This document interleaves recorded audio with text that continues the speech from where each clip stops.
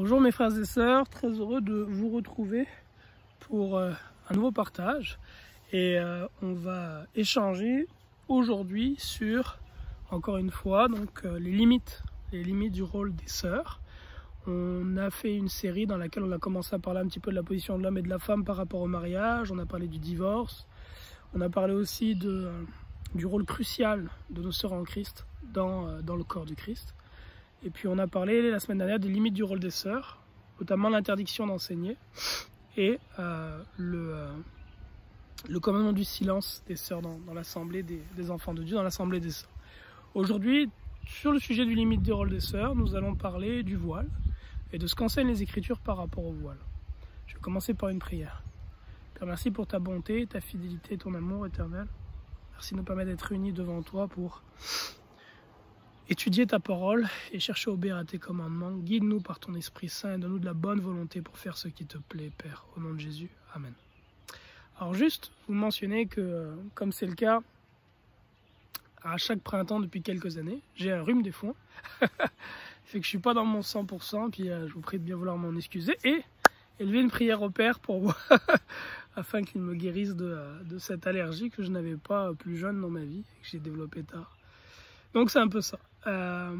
Alors, par rapport au voile des sœurs, je vais vous donner un petit peu le menu de l'échange, du repas spirituel qu'on va avoir ensemble. On va aborder 1 Corinthiens 11 tout d'abord, qui est le passage du Nouveau Testament, qui enseigne que nos sœurs doivent porter le voile. C'est un passage qui prête à débat, parce qu'il y a un verset dans ce passage-là qui prête à confusion dans la traduction qui a été choisie par la plupart des traducteurs. Donc on va le regarder, et pour éviter de rentrer dans le débat de savoir, puisque ce passage prête à confusion, on va aller regarder autour de ce passage quels sont les faisceaux d'indices qui nous permettent de comprendre quelle est la signification de ce passage. Puisque le débat, c'est est-ce que la femme n'a pas besoin de se voiler parce que les cheveux sont son voile, ou est-ce qu'elle doit mettre un voile par-dessus ses cheveux? C'est un peu ça le débat qu'il y a. Et ce qu'on va faire, c'est qu'on va regarder les faisceaux d'indices autour d'1 Corinthiens 11 pour essayer de déterminer quelle était la pensée de l'auteur et du Saint-Esprit, donc qui est l'auteur, quelle est la pensée du Saint-Esprit par rapport au voile de nos sœurs. Fait qu'on va la regarder dans l'Ancien Testament, qu'en était-il? Quelle était la pratique du peuple saint, du peuple élu dans l'Ancienne Alliance? On va regarder les apocryphes, notamment un apocryphe, donc la période entre Malachie et puis Jean le Baptiste. Ensuite, on reviendra dans 1 Corinthiens 11, on regardera là un peu plus dans le détail, pour tirer une conclusion par rapport à ce que commande ce passage. Ensuite, on ira regarder d'autres faisceaux d'indices. On va aller regarder quelle était la compréhension qu'avaient les premiers chrétiens. Donc les chrétiens qui ont vécu au 2e siècle, 3e siècle, etc. de notre ère. Quelle était la compréhension qu'ils avaient d'1 Corinthiens 11? Comment est-ce qu'ils l'appliquaient? Est-ce qu'ils voilaient leurs sœurs ou est-ce que le simple fait qu'elles aient des cheveux était suffisant?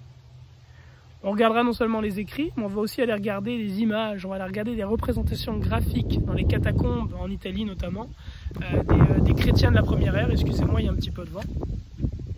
Et ensuite de ça, on continuera en regardant d'autres représentations graphiques à travers le temps de nos sœurs en Christ et dans l'ère contemporaine aussi. Fait que c'est un petit peu ça le menu pour aujourd'hui. Alors je vais tout de suite ouvrir, j'ai préparé un joli PowerPoint. Great, le voile des sœurs selon les enseignements de la parole de Dieu. On commence par 1 Corinthiens 11. Voilà ce que dit l'apôtre Paul dans 1 Corinthiens 11. Le Saint-Esprit, par la plume de Paul, dit ceci.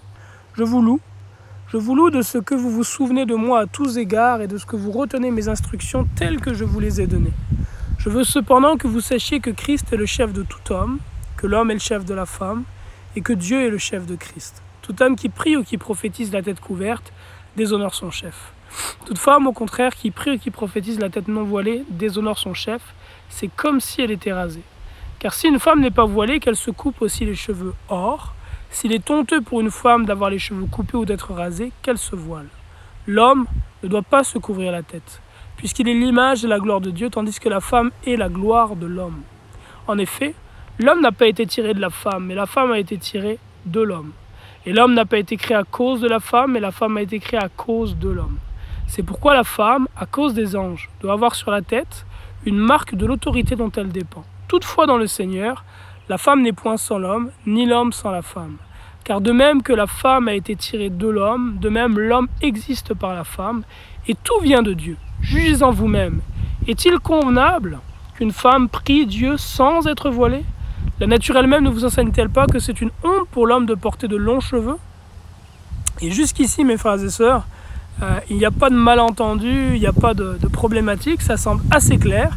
Et l'on arrive au verset qui amène division à cause de sa traduction, qui est le verset 15, où il est dit « Mais que c'est une gloire pour la femme d'en porter, parce que la chevelure lui a été donnée comme voile. » Si quelqu'un se plaît à contester, nous n'avons pas cette habitude, pas plus que les églises de Dieu. Et là, c'est un sujet sur lequel le Saint-Esprit dit clairement que nous ne sommes pas supposés avoir de contestation. Nous devons, sur ce sujet, dit la parole de Dieu, simplement obéir. La problématique, c'est que, dépendamment de la lecture qu'on a de ce passage et de sa traduction, on arrive à une conclusion différente. Et le but de ce partage, c'est de nous permettre de trouver ensemble quelle est la conclusion. Est-ce que les femmes doivent porter un morceau de tissu sur leur tête? Oui ou non? C'est là l'objectif. Alors, on revient sur le PowerPoint. Et comme je vous le disais, je ne veux pas rentrer dans le texte tout de suite pour le décortiquer. Mais je veux déjà aller chercher des faisceaux d'indices pour nous permettre de comprendre la pensée de Dieu. Parce que la parole de Dieu, la Bible déclare que Jésus-Christ est le même hier, aujourd'hui et éternellement. L'Écriture dit que chez Dieu le Père, il n'y a pas l'ombre d'un trait de changement. Donc on va aller regarder quelle était l'application de ceci dans l'Ancienne Alliance. Le voile des femmes pieuses dans l'Ancien Testament. Genèse 24, verset 65, Rebecca dit au serviteur, « Qui est cet homme ?» parlant d'Isaac, qui vient dans les champs à notre rencontre. Et le serviteur dit, « C'est mon Adon, c'est mon Seigneur. » Alors elle prit son voile et se couvrit.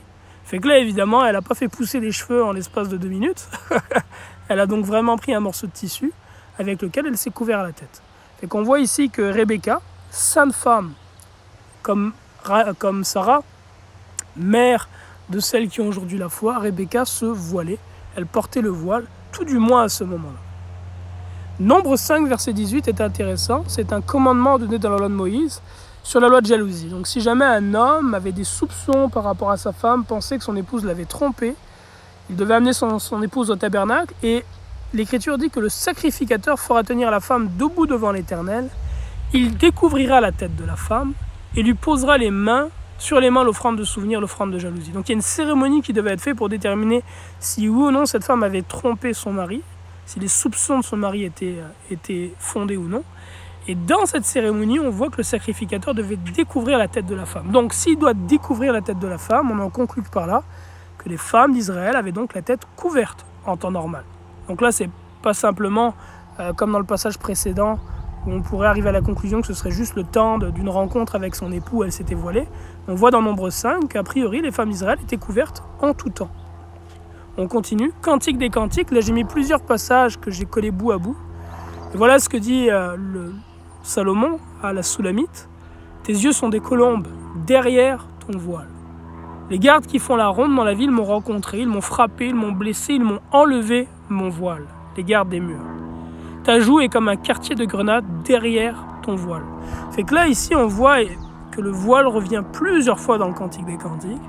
On voit que c'est vraiment un instrument qui fait partie de l'habillement, de l'habillement de la Soulamite. On voit que c'est vraiment quelque chose qui fait partie de l'habillement de la Soulamite. On voit que pour être déshonoré, les gardiens pour la déshonorer lui retirent son voile. Donc le fait d'avoir le voile retiré, c'est un déshonneur. Et on voit aussi un autre élément qui est intéressant, c'est qu'il dit tes yeux, ta joue derrière ton voile. Donc ce qu'on comprend, c'est que le voile devait en quelque sorte cacher une partie du visage. Donc probablement être sur les côtés, de chaque côté. Je ne pense pas que le voile était devant le visage, caché devant le visage, le voile qui était porté en tout temps, et je vais vous dire pourquoi. Parce que dans l'Ancien Testament, il y a une partie où il est question de Judas qui va coucher avec sa belle-fille qui s'est prostituée. Il n'était pas capable de distinguer parce que les prostituées étaient voilées. Mais elles étaient voilées, semble-t-il, d'une façon différente que les autres. Et s'il n'a pas été capable de voir que c'était sa belle-fille, c'est qu'elle était totalement voilée. Donc le voile intégral de ce que je comprends était pour les prostituées. Les femmes saintes, elles portaient un voile qui permettait de deviner le visage, mais qui couvrait la tête. Et on va voir aussi des exemples de ça chez le peuple juif tantôt, des représentations même très récentes de comment les femmes juives se voilaient. On retourne dans ce PowerPoint pour finir cette première partie sur l'Ancien Testament. Isaïe 47, 11, 1, donc une malédiction que Dieu prononce sur son peuple qui s'est prostitué, son peuple qu'il va corriger. Il dit: descends, assis-toi dans la poussière, vierge, fille de Babylone, assieds-toi à terre, sans trône, fille des Chaldéens. On ne t'appellera plus délicate et voluptueuse. Prends les meules et moule la farine, ôte ton voile, relève les pans de ta robe, découvre tes jambes, traverse les fleuves. Ta nudité sera découverte et ta honte sera vue. J'exercerai ma vengeance, je n'épargnerai personne. Donc là, Dieu, quand Dieu veut, donc il prend son peuple sous l'image, la forme d'une jeune femme, donc qui serait son épouse. En fait, il dit qu'elle s'est prostituée, qu'elle est une fille de Babylone. Et là, il la maudit, dans le fond. Et une partie de cette malédiction-là, c'est qu'il lui dit: ôte ton voile. Donc le fait de ne pas porter le voile était vraiment un déshonneur pour une femme au temps d'Ésaïe. Donc ça signifie qu'une femme en état d'honneur portait le voile. Un passage tiré d'un livre apocryphe, Daniel grec, donc est un livre qui est présent dans le canon catholique. Daniel grec, donc chapitre 13, verset 32. C'est l'histoire de Suzanne, et il est dit à sujet de Suzanne, qui était une femme pieuse, qui craignait l'Éternel avec toute sa famille, et puis qui a été accusée à tort par deux vieux hommes, me semble-t-il, du Sanhédrin, qui voulaient coucher avec elle, est accusée à tort d'adultère. Et là, voilà ce qu'ils lui font. Il dit: ces criminels ordonnèrent qu'on la dévoile, il est précisé, car elle était voilée, afin de se rassasier de sa beauté. Tous les siens pleuraient, ainsi que ceux qui la voyaient. Donc on voit encore une fois que dévoiler une femme dans l'ancienne alliance, c'était vraiment un déshonneur, et à l'inverse, une femme voilée, le voile était vraiment un signe d'honneur pour la femme. Fait que ça nous a permis de faire le tour, mes frères et sœurs, de ce qu'enseigne l'Écriture dans l'Ancienne Alliance. Et qu'on voit que dans l'Ancienne Alliance, le voile pour la femme est un peu l'équivalent de la barbe pour l'homme. Un homme qui n'avait pas de barbe dans l'Ancienne Alliance, c'était un homme qui n'avait pas d'honneur. C'était une honte. Et de la même chose, une femme qui n'était pas voilée, on le voit dans l'Ancienne Alliance, c'était aussi une honte. Une honte et un déshonneur. La femme en état d'honneur porte son voile, nous montre l'Écriture. Il y a d'autres passages qu'on aurait pu regarder, mais je ne voulais pas être trop long. C'est une première partie qui dure à peu près 10 minutes là-dessus. Fait qu'on va se retrouver tout de suite pour la deuxième partie. Puis dans la deuxième partie, je vais revenir sur 1 Corinthiens 11. Et on va la regarder plus dans le détail, le texte et la signification des mots qui y sont, avant de regarder l'application qu'avaient les premiers chrétiens. Jusqu'à présent, le faisceau d'indices qui nous vient de l'Ancien Testament nous amène à penser que la pensée de Dieu dans 1 Corinthiens 11 est vraiment que nos sœurs doivent porter un tissu sur la tête et que les cheveux seuls ne sont pas suffisants. Le faisceau d'indices de l'Ancien Testament.